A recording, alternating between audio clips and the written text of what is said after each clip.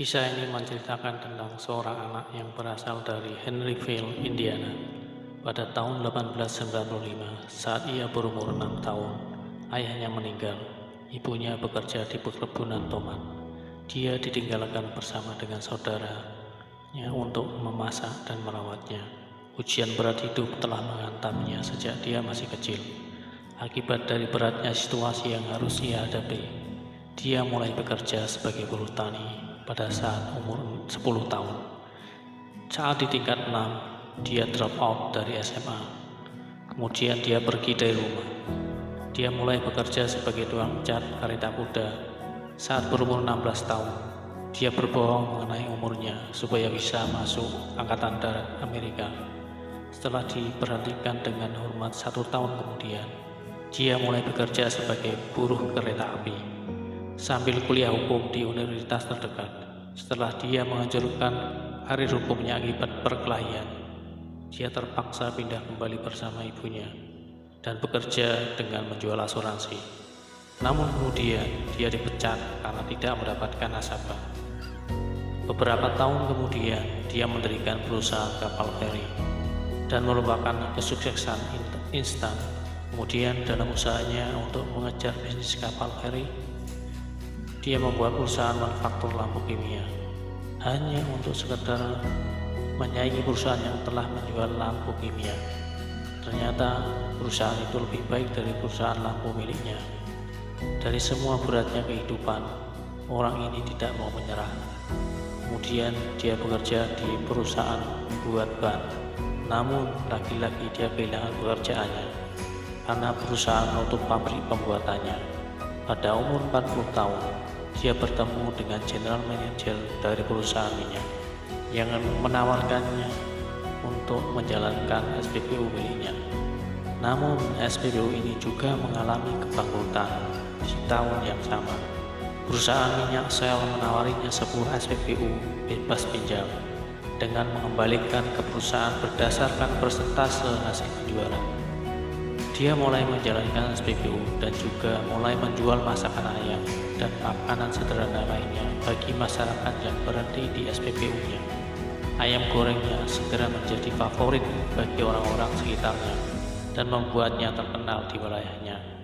Beberapa tahun kemudian, dia memutuskan keluar dari SPBU dan mulai membuka restoran.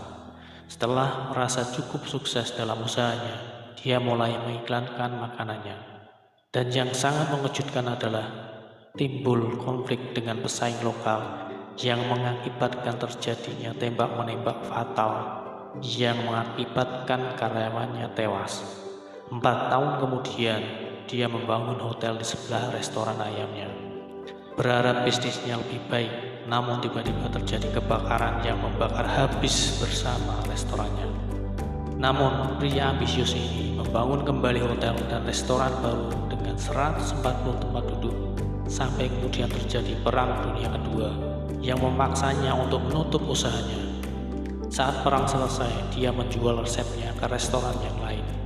Resepnya ditolak 1009 kali.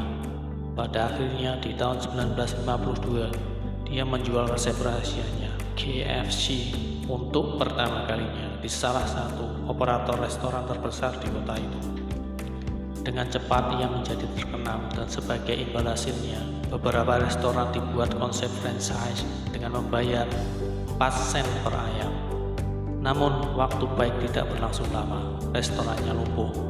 Ketika dibangun jalan raya antar negara bagian yang mengurangi lalu lintas pelanggannya, kemudian dia menjualnya dan yang tertinggal hanyalah tabungan dan sejumlah uang senilai $105 dari keamanan nasional.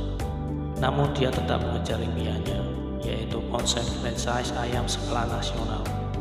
Kemudian dia berkeliling untuk mencari restoran yang cocok. Dia mulai membuka restoran baru dan kantor pusat di tahun 1959. Dia sering tidur di belakang mobilnya.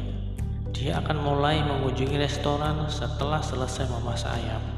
Jika pemilik restoran menyukainya, kemudian dia mulai bernegosiasi mengenai hak waralaba. Tahun 1965, pada umur 75 tahun, dia memulai karirnya. Setelah tahun-tahun penuh penolakan, kegagalan dan ketidakberuntungan, franchise Colonel Sanders mulai menunjukkan sukses besar. KFC, salah satu rantai makanan cepat saji pertama kali yang meluas secara global, membuka outlet di Kanada, UK, Meksiko, dan Jamaika pada pertengahan 1965. Setelah dia menjualnya, Colonel tetap menjadi simbol perusahaan. Dia telah berkeliling dunia sejauh 400.000 km dalam 1 tahun dan mengunjungi restoran KFC untuk mengunjungi tiap-tiap pelanggannya di seluruh dunia. Di umur 95 tahun, Colonel Sanders wafat. Pada saat itu sudah ada sekitar 6.000 outlet KFC di 48 negara. Di tahun 2018, ada sekitar 22.621 restoran KFC di seluruh dunia. Jika kamu sedang diliputi oleh banyaknya penolakan, patah semangat, juga kemunduran, ingat akan kisah Colonel Sanders.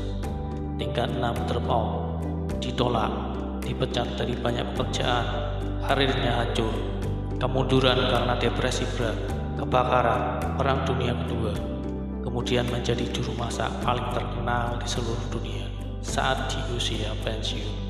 Colonel Sanders, pencipta rantai makanan cepat saji terbesar di seluruh dunia. Namun dari semua itu, dia menjadi kisah sukses yang luar biasa. Dari kisah ini kita belajar, meski mendapat ribuan penolakan dan kemalangan, dedikasi yang disertai kerja keras membuatnya sukses.